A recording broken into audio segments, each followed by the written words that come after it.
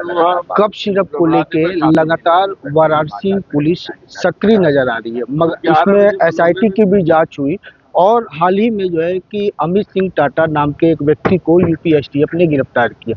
हम इस वक्त मौजूद हैं चंदौली के सांसद वीरेंद्र सिंह जी के साथ और इनसे जानते हैं कि ये मामला क्या है और इनको क्या लगता है। सांसद जी, शुभम जायसवाल का नाम आया और 28 फर्म ऐसे हैं वाराणसी में जो जमीन पे नहीं है पर उनको लाइसेंस मिला है, इस पे आप क्या कह रहे हैं?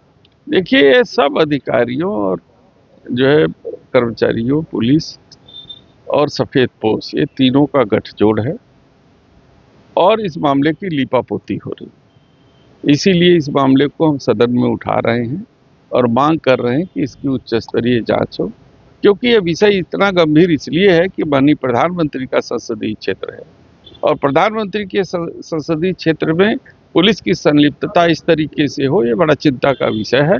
इसलिए इस मामले को हम सदन में उठा रहे हैं। सांसद जी, इसमें ड्रग आयुक्त का ये भी कहना है कि जो पिछले ड्रग आयुक्त थे जिनका ट्रांसफर बस्ती हो चुका है, ये सारा उनके कार्यकाल में हुआ।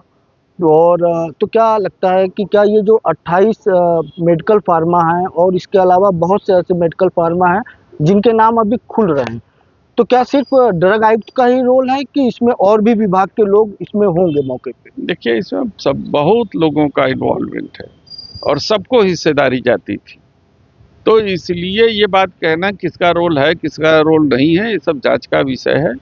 सवाल ये उठता था कि ये जो जहरीली दवाइयाँ आ रही थी किस फैक्ट्री से बन रही थी, क्या फैक्ट्री मालिकों के ऊपर कोई कार्रवाई हुई, क्या उनके ऊपर एफआईआर हुआ या यहीं पे डुप्लीकेट बनाया जा रहा था। तो ये सारी चीज़ें तो पुलिस को जांच करनी चाहिए और पुलिस आज तक केवल मोहरों जो है कि प्यादों को गिरफ्तार करके लिपापोती करना चाहती है, जो चिंता का विषय है। धन्यवाद। सांसद जी, एसआईआर को लेके जो है सपा क्या समझ रही है?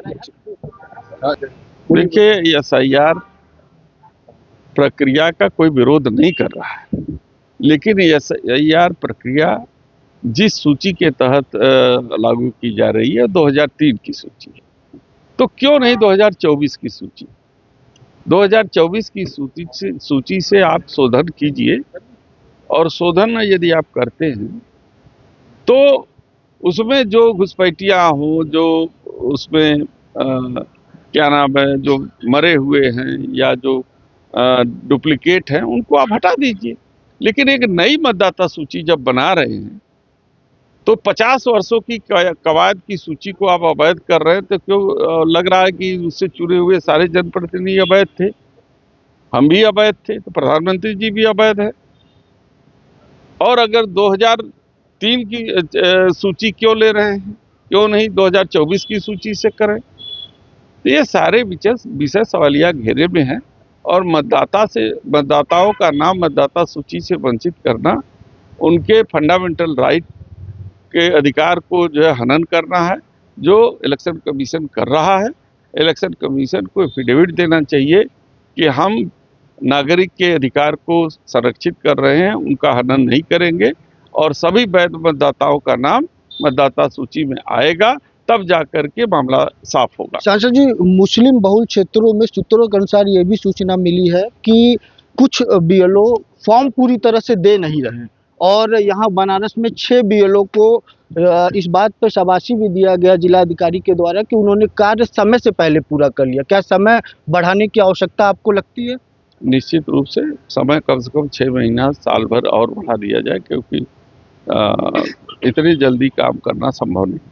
तो यह है हमारे साथ चंदौली के सांसद जो है वीरेंद्र सिंह जी। न्यूज़ 24 के लिए अतुकेश श्रीवास्तव की रिपोर्ट।